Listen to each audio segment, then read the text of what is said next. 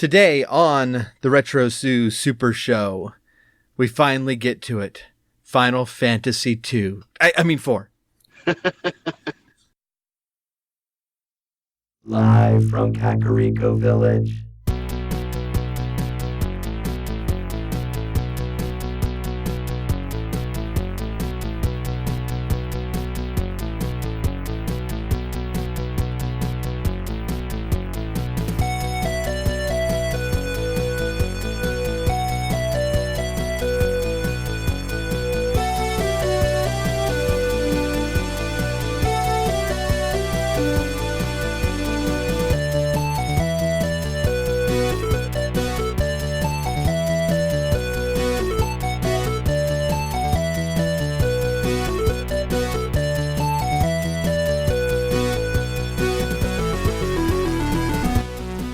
Broadcast throughout the Retroverse.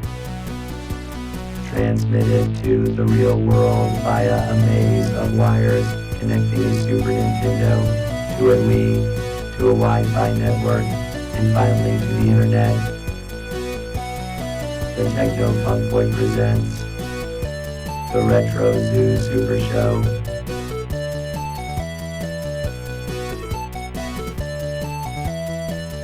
Now here are your hosts, Kai and Steven.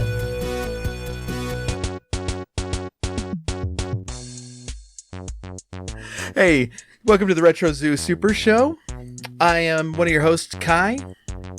We are produced as always by... Hold on, guest on the phone. We are produced as always by Drum. Say hello, Drum. You forgot Steven. No, he's on the phone. He's like a guest host now. Hey, Steven, how are you? Well, I'm not well. My nose is filled with amniotic fluid still from being inside Bird. I haven't really recovered since that fateful day. But I think a piece of me died when Bird died. Not that I liked him, but I definitely had been kind of integrated into his... Yeah, you were like connected with wires and tubing. Yeah. Like Keanu Reeves coming out of the Matrix. Right, except not nearly as cool. No, it was pretty much as cool. You weren't on this side of that. I was. That was... Drum, I'm going to need you to load... I know I'm on the phone, but I think we talked about it when I called you the other night, that hollow projection I wanted you to do that we had talked about, where you've spliced me into the Keanu Reeves scene in The Matrix, where he's coming out of the... and then I need that to be overlaid from the actual footage you were taking at the wedding. Affirmative. Okay, gosh. All right, go ahead and project now. Okay. See? Oh. Look at that. That's not... Yeah. Oh, that just took a bad turn. Bert, what's happening? Turn it off. Okay, thank you. Oh, well, I am sorry that I, strong-armed you into being in this episode when you're at home feeling bad in bed. What? Well, I'm actually at the hospital, dude. I don't know. You never came by. But you're at the hospital? I didn't know you were at the hospital. Well, that's where you dropped me off, remember? Oh, yeah. Wait a minute. I've been dropping off soup on your doorstep. Who's been eating all the soup? It's being eaten? Well, Timmy used to come by every now and then, so I don't know. I know his mom doesn't feed him all the time. Stupid Timmy. Oh, goodness. Look, okay, so are you up for this? Because I mean, I guess I could do the episode solo, but I kind of wanted to watch the game. What game? The baseball game. It's the World Series right now. The base is loaded? I thought you were done playing on that. No, okay, so I didn't realize this, but did you know that Bases Loaded is based on a real life game where people run around and stuff? No, that would be so boring and dumb. Really? You would think so, but it's really not. So yeah, I've totally gotten into it this season, and it's the World Series right now, and I'm not going to say which team I'm rooting for, but we do live in Houston, so I think you can guess. You mean we live? Yeah. Our we is in Houston, the we that projects us from we live in Houston to the internet. Right. Yeah. And well, that's crazy. So yeah. So, what's the name of that team? Which team? The Rockets. The Rockets. Yeah. It's something like that. I don't know. Okay. I don't know. I'm new to this. I've got a space. I know. I've read about Houston on Wikipedia. I think that's What kind of call is that, Blue? Apparently, you're supposed to call the umpire Blue. I did not know this. Oh, yeah, I was like, who are you talking to? The umpire. Oh. So is that what you do when you watch these games? You yell? Yeah, you're supposed to yell at the TV. Come on, Blue. Oh, Blue's pissing me off. Yeah, so apparently you're supposed to yell at the TV. Yeah, I don't know why we scheduled this episode during the World Series. That was kind of dumb, but we already took 2 weeks off, and so it'd look weird if we took another 2 weeks off. But apparently, I could use probably a month off. Yeah, apparently you kind of needed it. So you've been in the hospital. Yeah, well, I mean, I've been in and out. I'll just start feeling bad. I have to go back in. I mean, I was basically, Now you're calling right. Come, good job. I'm sorry. What were you saying? I was not well. I was stuck inside a robot for 2 years. So, as our listeners know, if they listen to the last few episodes, it was pretty traumatic. So I'm recovering. It's a recovery process. It's happening. The doctors say that, once I get fully redigitized into my normal state, that all of my pixels should fall back into place and the amniotic fluid should totally drain. And I should be back to 100% performance ability as a podcast co-host on the Retro Zoo Super Show. But in the meantime, I think I'm going to have to take it easy. So I might hang back a little bit in this episode. Maybe the next one. Let you do most of the talking while I rest my how am I going to watch the game? You know what? I'm getting my priorities out of whack, man. I'm sorry. You're in the hospital. You should not have to do most of the talking. I will settle for you doing 40% of the talking. I'll chime in occasionally, but if I nod off, hey, I'm on a bunch of medications. Oh goodness. Okay. Well, we do have a caller on the line. There is a caller on the line. I literally just said that, Drum.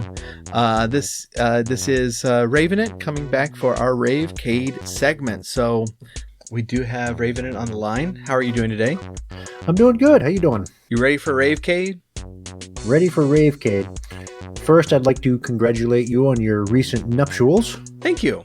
Sorry I couldn't make it. Sounded like it got a little exciting. Yeah. Oh, you would have liked it. No doubt. I didn't get any cake. Well, from what I heard, everyone got cake, whether they wanted to or not. Well, that's true. Yes. Oh goodness. So, normally it's a thing where the bride pushes the cake in your face. Yeah, it was pretty much exactly like that. Except everyone get involved this way. Right. It's just more efficient. Oh, so did you find some games that were better than Super Batman? What's it called? No, Batman Baseball. Ninja Baseball Batman. That Ninja. How could I forget the Ninja? Oh my goodness. I know. Ninja is one of the 3 best parts of that title. Yeah. I did have a friend come over a few days ago and showed him that game, and he was instantly hooked. Nice. I'm assuming as a beat 'em up, it can be 2-player co-op. Oh yeah. I thought you mentioned that, but I couldn't remember. Yep. Yeah, so we did pretty well. Nice. So what is on the lineup for today? All right, so I got a couple games to talk about today. First was the 1977 arcade classic, maybe, the black and white Canyon Bomber. Canyon Bomber. So was this one of the randomly selected ones? Yes. So in this one, you have your classic Atari-style graphics, all black and white, in which case you play as a blimp flying across a canyon that's full of numbers. Numbers are your targets. You have a single button. You hit that button and you drop a bomb. The bomb goes down, hits the targets, and you get points depending on the numbers it hits. Mm-hmm. As you clear away the numbers, it gets harder and harder to hit them. And you can miss, and once you miss your third time, the game's over. Oh, wow. So, super exciting. Your little blimp is flying across the screen. The computer's little blimp is flying across the screen. And you're trying to blow up more stuff than the other blimp. Nice. So does the bomb fall straight down, or is there some momentum? Oh, there is some trajectory involved. Yeah. And in fact, at some point you switch over to a biplane instead of the blimp. And I'm not sure what causes that. And the biplane flies faster, so the bomb shoots out a little further. You probably, your side's probably losing the war and you need to get a little more desperate. It could be, but then you go back to the blimps. I don't know. Oh, maybe you start winning again. Yeah. And it looks like it was ported to the Atari 2600, where the numbers instead were replaced with colored blocks. Yeah, and I'm looking at this, and the guy who ported it, because this was the time period where one person would create a video game, was the legendary David Crane, who I did Pitfall, just all sorts of just amazing early games for Atari. Okay, that's good information, I guess. Oh yeah, so yeah, that looks kind of interesting. So the original's in black and white, but the port is in color. Yep. Very cool. Nothing but a single button interface. Nice. So, rating this? It wasn't bad. It's nothing real in depth. Obviously, you get the one button. Right. But I picked up on it pretty quick, and I was easily able to trounce the computer. Nice. The trick is to wait until computer-controlled plane loses all its bombs, and then you can just continue on alone and bomb whatever you want. So the computer's not very good at the game. No. Nice. So this could I'm reading this could be like a 2-player mode. I guess the other player takes over the other plane, the computer plane. Yeah, I think you'd almost have to in order to get any sort of excitement out of it.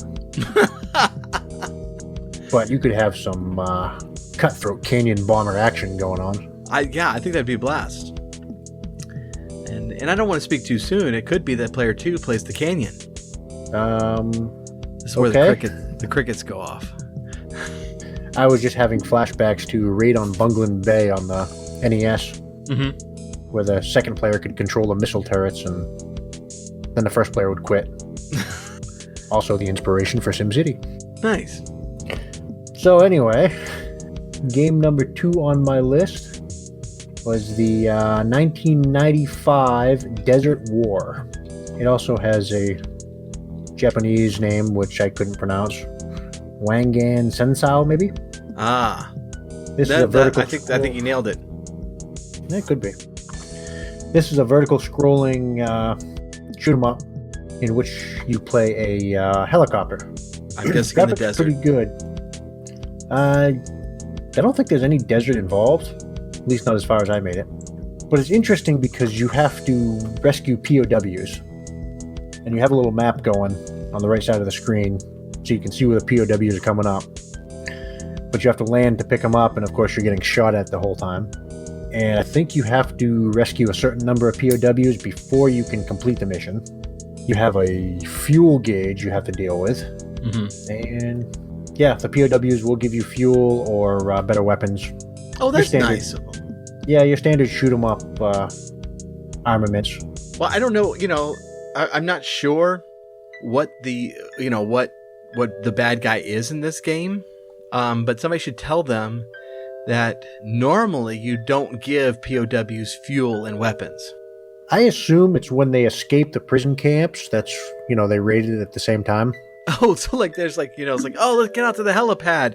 Wait, hold on. We need to get some fuel. Maybe it's just more efficient that way. Maybe some big armaments for the helicopter. Yeah, so I pulled up a video of this, and I see no desert, but once you get powered up, it's that same kind of ridiculous wall of fire that we all love shmups for. Oh yes. Honestly, I mean that's we just like just filling the entire screen with fire and explosions and death, and that's why we play these games. except you're firing so much you can't see the incoming bullets at you, so then you just randomly explode and lose all your power-ups. Suddenly the game gets really hard again. You also have an armor value in this, so like the first hit doesn't take you out. You can take a couple of shots before you die. Yeah. But I really enjoyed this game. It looks really good.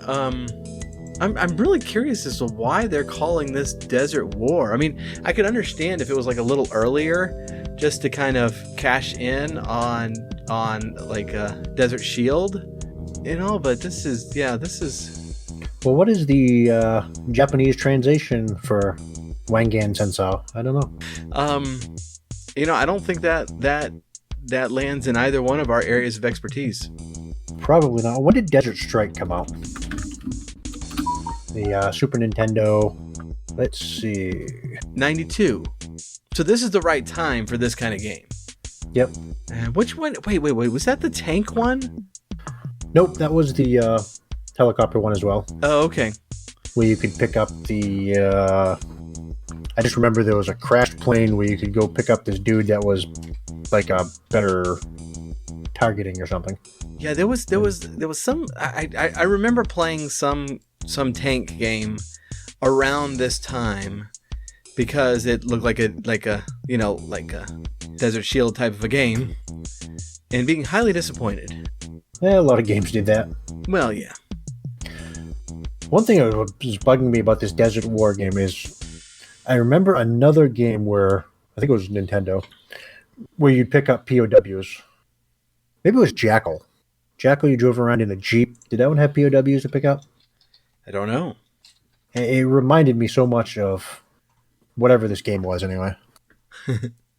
But yeah, Desert War is definitely a good game. Be fun to play it with 2 players, but I don't have any friends that live nearby, really. Except the one I got to play Ninja Baseball Batman, and really after that, he couldn't go to anywhere else because there's just no topping it. You have an arcade machine in your house. I'm not sure how you don't have any friends. They complain about 5 credits per game or something. I don't know. This is like you remember that Seinfeld bit where he talks about how sometimes you're just friends with a guy because he has a ping pong table as a kid? I'm not driving you to the airport.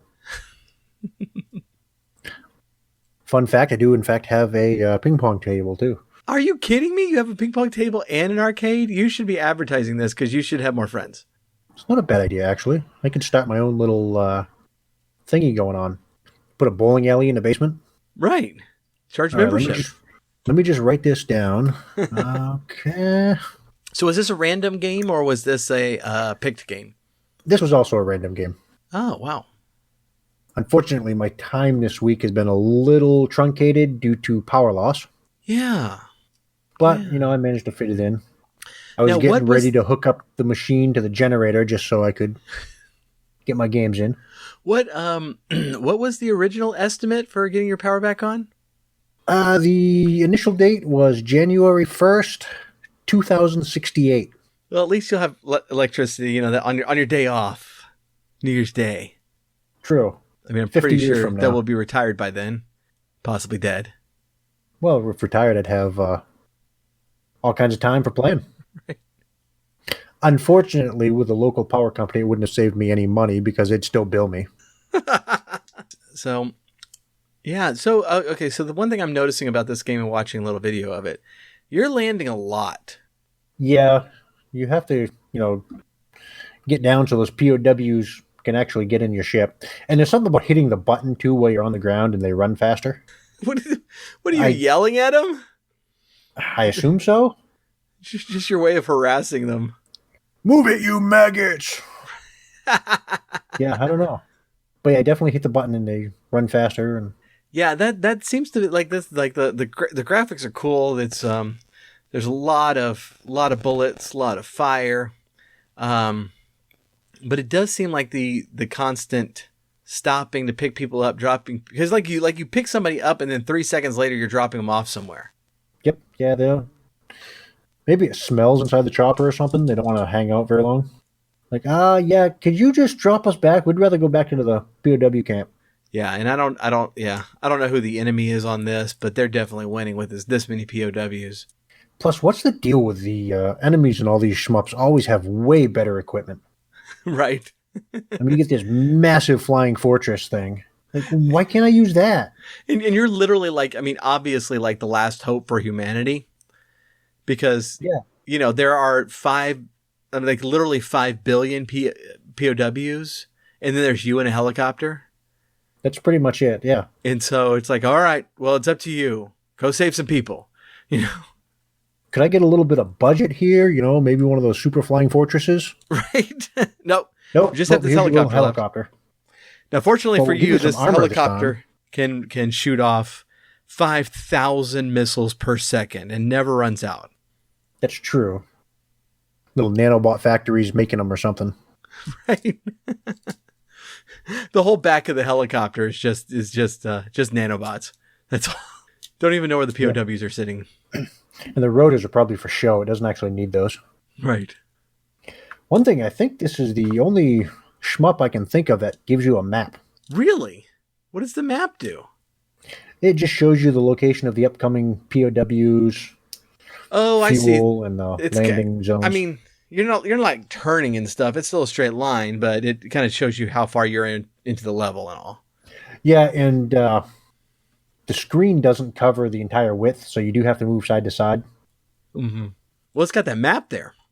Right. So like, I got to go left to get that POW because he's off screen right now. Yeah, wow.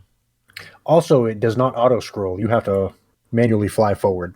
Well, that's because you have to land every 3 seconds. That's true. You'd think it'd be handy, but fuel's an issue. Yeah. It wasn't an issue for me because I'd get destroyed long before that became a problem. You have 5 gazillion missiles, and that's why, there's not enough room for a fuel tank. That's true. Those nanobots, they're union workers, so they refuse to make fuel. Like, no, we make missiles. Not going to do fuel for you. You're like, hey, can y'all deal up some fuel?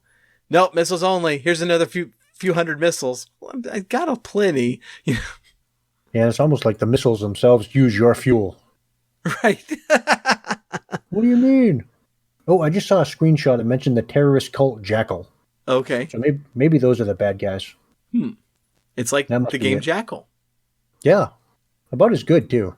I haven't played Jackal, so is Really? that a compliment or no? I enjoyed Jackal when I was like 14. Well, that's, relatively my maturity level, so I'd probably like it too. How about Commando? Did you ever play that one? No. That was another great one. Really the same idea as, Commando, not Kid Icarus, Ikari Warriors. Yeah. Same vertical scrolling on the ground, shoot 'em up. Yeah. Which is not at all what I imagined that game would be with the name of Ikari Warriors. So what were you thinking it would be? Honest, like samurai. Can't you get like swords or something, though? Can you? Maybe I that was didn't the know. second one. See, that makes sense to me. Yeah, it might have been the second one where you could get swords. It's been a long time. Yeah. I think you may have to revisit that. Absolutely. And Commando. And Commando. And Jackal. Stay away from Bionic Commando, though, unless you want to get super frustrated. Maybe we'll have to do another episode where I try not to rage quit. If you can handle Jurassic Park, there's no fear of you rage quitting over anything. Nice. I was like wanted to rage quit watching the stream, just watching you play. Oh, good. All right. Well, yeah, both of these games look really interesting. Yeah, I enjoyed them both. Awesome. For once, I wasn't completely frustrated with some, like that wrestling game I played a while back. Yeah. No, these Canyon Bomber, worth trying out. And Desert War is definitely worth the play. Mm-hmm. Nice. Okay. I will check that out. Well, cool, man. I appreciate you being on. Absolutely. Thanks for having me. We will catch you next time. Okay, so Steven, I don't know if you were inside Murd or not during this time, but I posted some pictures of Final Fantasy IV in the Facebook group.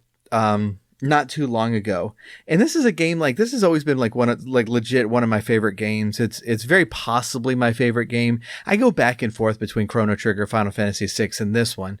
But this was like the first JRPG I owned, and it's just, I've played it very often. I played it again through just recently, and I knew that it was a very well respected game, but we post pictures in our Facebook group a lot. And this was the one that like just teed everyone off. Like, yes, Final Fantasy IV, this is the greatest. And I was honestly surprised at how much love this game has for it. And so right then I was like, well, okay, I know what we're doing for our next big series, because I've been holding back on this game. Again, knowing it was well respected, but not knowing that people adore this game as much as I do. And, and so I was like, well, never mind. We're just going to jump on it. We're going to do this game because it's a great game. Well, was that affirming for you? Because it was the first one that you really played. And then when you got into the most, you couldn't really know for sure if it was really loved by as many people, or if it was just the fact that you loved it so much because it was the first one you played. But now and absolutely that's true. Is it considered a more popular game, or? Yes, it is, and it was a long time before I knew that was the case. It's like it was huge when it came out, but then again, it's like, well, then Final Fantasy VI came out, and it's a masterpiece, and so it's like, okay, well, has it been surpassed by this point, or was it was it really as great as we all thought it was at the time? And since then, I've known a lot of people who've played it for the first time, and they've come back and like, no, it's a fantastic game. And I've read a lot of retrospectives about it, and it is first of all, it's a truly revolutionary game. It is a game that just caused the genre to leap forward. And those games that are revolutionary are not always also good. Right. And sometimes they're just right. They're impressive technically, but they're not that fun to play. But this one is, and so it's really cool. It is really cool, like knowing that my love for the game is not simply nostalgia, but that it is legitimately a great game. And so we're going to actually spend quite a bit of time on this one. Tearing this apart inside and out, like we are apt to do. And today we're going to talk about the production of the game and the release of the game. And next week we're going to get into the plot a lot more, and then into the music, and possibly some other of the aspects associated with the game as I'm trying to line up some interviews. So hopefully those will be fine. But in the meantime, let's jump in on the game's production and its release. Hey Drum, did you know that the Techno Funk Boy isn't just a group of podcast hosts that live inside a Super Nintendo? Really? That's right, we're also a band. Tell me more. We're a retro gaming inspired band that plays covers of classic video game themes, original game music, and other music in the style of classic games. That sounds great. Yeah, and you can find our first full-length album on iTunes, Amazon, and CD Baby. It's called the Final Fantasy Mixes, and it's an EDM tribute to some of Uematsu's best musical themes. Check the episode notes for links or go to Techno Funk Boy to learn more. Techno Funk Boy sounds like the greatest band that has ever existed. I programmed him to say that. So, of course, when we were going into the Super NES era, what we in America didn't really know as a people at this point was that there was more than one Final Fantasy game. And there, in fact, had been 3 on the NES. And so I think a lot of Final Fantasy IV's impact as a game was lost on us, but not totally. When the two big JRPG series, came out in Japan, that being Dragon Quest and Final Fantasy, Dragon Quest in Japan being the much, much bigger one. The NES years, can continue to kind of multiply games, but didn't bring about huge advances very much.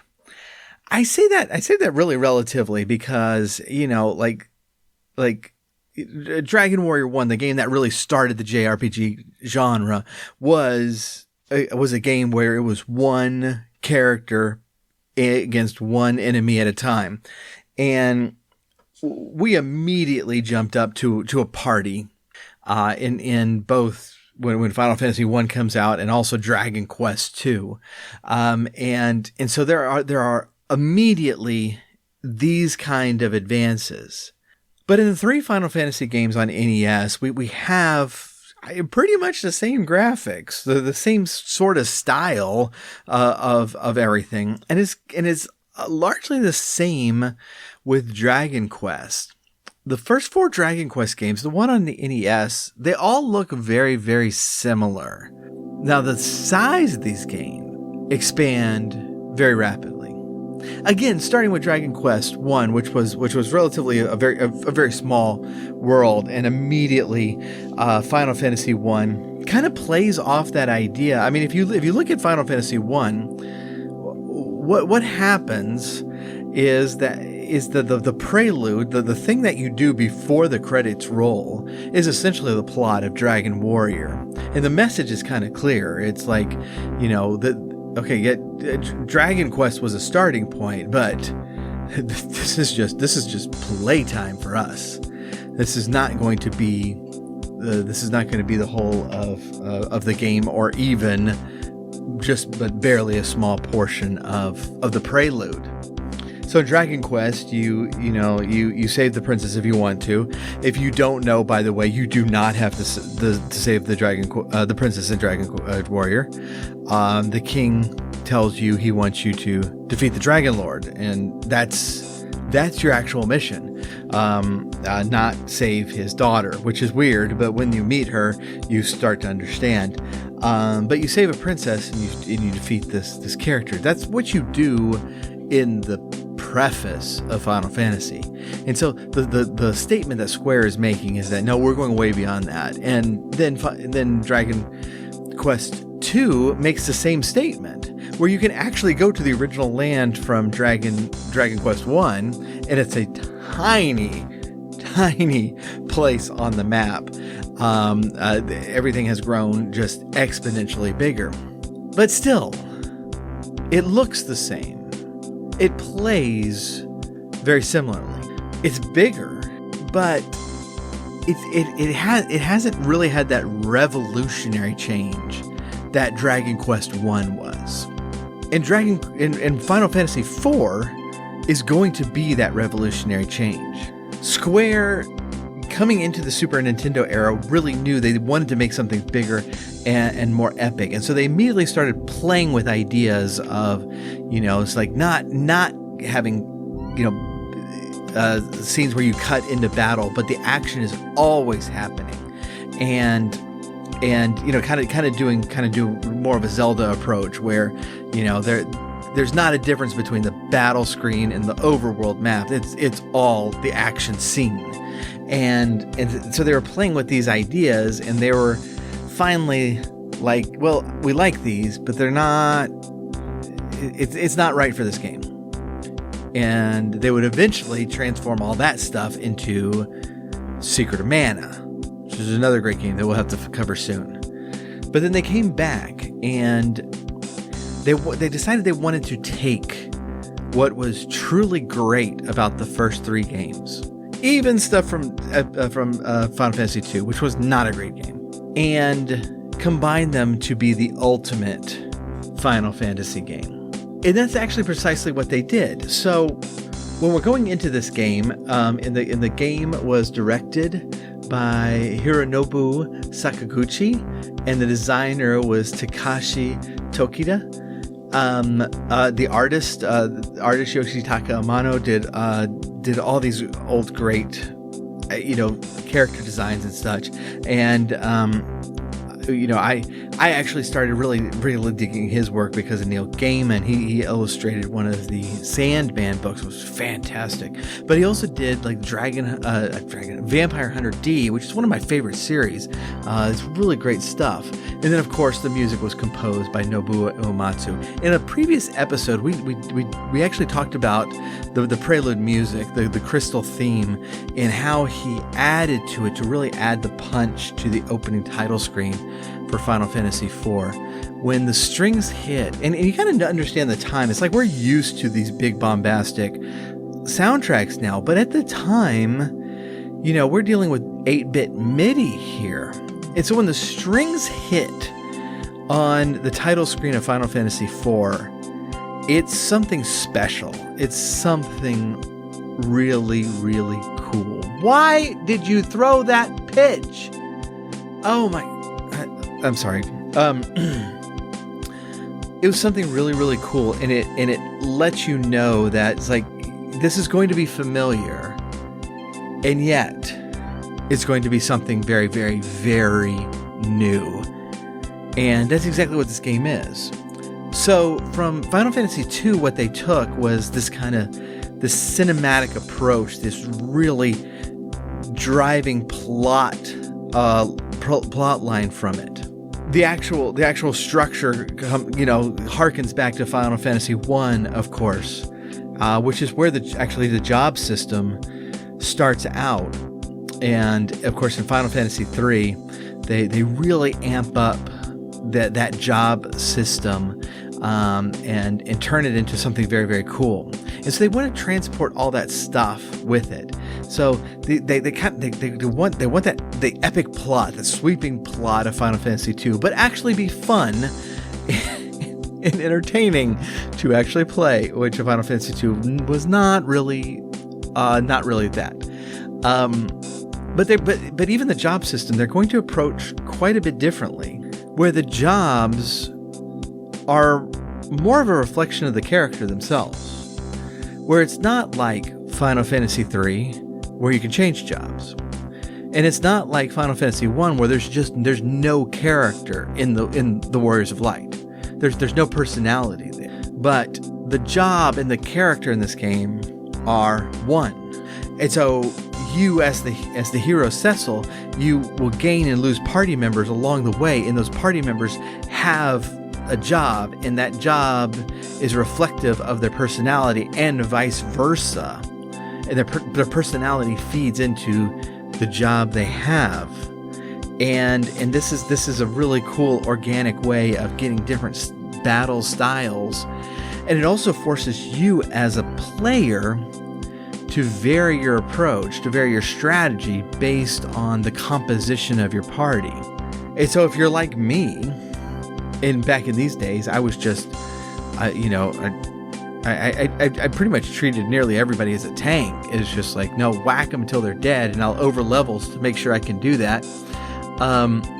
And that's not going to work once you reach Mount Ordeals, where you have one level 1 paladin and a bunch of magic users, and you're going to have to learn how to fight with that party composition. Otherwise, you're not going to be able to get down. And so the game's constantly teaching you different styles by doing this, by inserting these different players, and each of the jobs has a special ability, but it's really that character's special ability. They also made a big advancement in the battle systems themselves, where we would no longer have a strictly turn-based combat system, but they created what is called the active time battle. And this is kind of a weird game. Like in future games, you would actually be able to see your gauge fill up, but you didn't see it. All had worked in the background, but you figured it out soon enough. Slower characters, fought less often and more slowly than anybody else. Certain spells you started figuring out they took longer to cast, whereas less complicated spells were much, much quicker. And you had to factor these things in. If someone needed a desperate heal and you were not sure you were going to be able to get a Cure 4 off in time for the enemy to strike, you might risk just a regular cure spell or cure 2 spell just to get it off in time. And in that kind of decision making was born. Essentially, what active time battle does is it kind of has a clock running in the background, and each character's clock is filling up based on his speed and what he's doing. And so you're giving commands to your characters in the battle, but it's not strictly, it's like, now it's round 2, and so this side fights and this side fights. It's really like, okay, he's really fast, so he got to go first, and I'm going to do a fast action. So this character is the first to strike, and he might actually fight again before the low level black mage in the back row, who's super slow and hasn't trained very much, and trying to cast a spell. They did something in this game that I don't think they did again, but if you pause the game during boss battles, the bosses will actually still fight you in the pause screen, and they're much slower, and it is just a kind of a way to discourage you from just pausing to to overly strategize or something, but just every once in a while they'll just take a shot at you, and even while your game is paused. And so I've known of some people who have didn't know that and paused it and left the room, and they came back and they were like a total party wipe because of that. To me, I learned about it. I think it was from Ninja No Power fairly early on, and so it was never more to me than just like a humorous curiosity. Now, I've avoided talking a lot about the music because y'all know that I will go off on Uematsu's music because it's just wonderful. But we are going to dig more into the music specifically as time goes on. Suffice it to say now that it's just a stunning soundtrack. And especially for the time, I'm putting ourselves back in that context that we were not used to or expecting this game. Final Fantasies had looked the same for 3 games. And especially in America, we'd only gotten Final Fantasy 1, so we didn't even get how cool Final Fantasy 3 was. But Final Fantasies looked a certain way, and they sounded a certain way. And this one looked and felt familiar, but it was way, way more advanced. And the soundtrack is the same way. It sounds familiar, but it's just so much bigger, so much more epic. The plot adds to that. It's like, no, this is something that fundamentally changes the characters, the world, the way this entire system functions. It is a massively big plot that literally takes your characters to the moon and back. And for me, this was just an absolute joy to play through as a kid. It was my first JRPG to own. I did play Dragon Warrior first, but I didn't own it before Final Fantasy IV, and just absolutely fell in love with this game right away, and have never gotten tired of it. That brings us to actually when the game is now out and people are playing it and experiencing this plot for the first time. I mentioned that the one thing that it wanted to take from Final Fantasy II, which was not a very good game, was the cinematic nature of it and the heavy plot focus. And I think it really was a shock to the system when people got this game and just saw this sweeping epic plot with these characters that were very, very likable, that were iconic even, and seeing their trials move as we move forward and really dig it. Why? What are you doing? That ball was fair. Oh my, Steven, can you take over for a minute? Steven? Steven! Steven!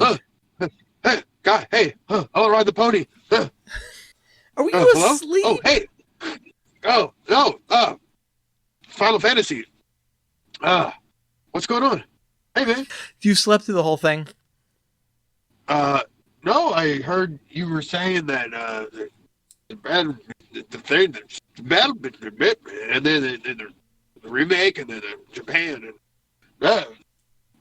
Heroes, something like that, right? Oh goodness. Okay, well we have wrapped I'm on up a bunch of our talk on the Sorry. production.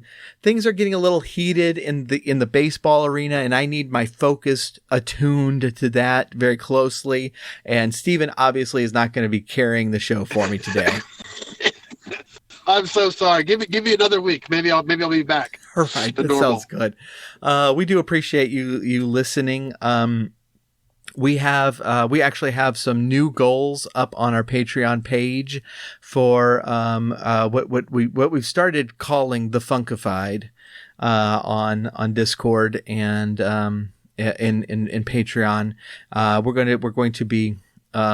We're going to actually be generating some more content, including some like behind the scenes audio of just of basically when we hit record and until when we turn it off. We decided not to call them uncut episodes because we don't actually always do the episode in a single cut.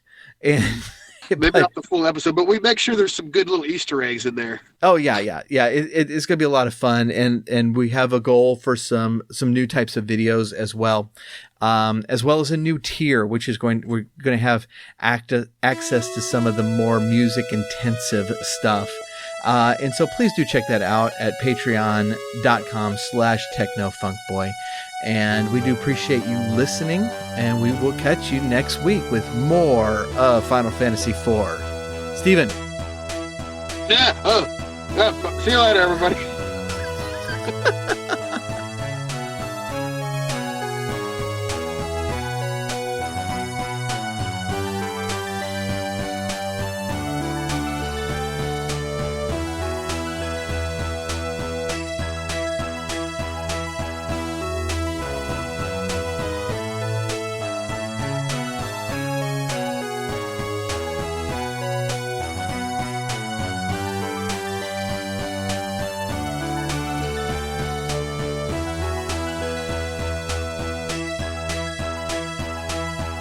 The Retro Zoo Super Show is brought to you by the Techno Funk Boy. Follow us on Twitter at Techno Funk Boy, on Facebook at the Techno Funk Boy, and sign up for our email list at technofunkboy.com. Also look for us on Spotify, iTunes, and Amazon for music.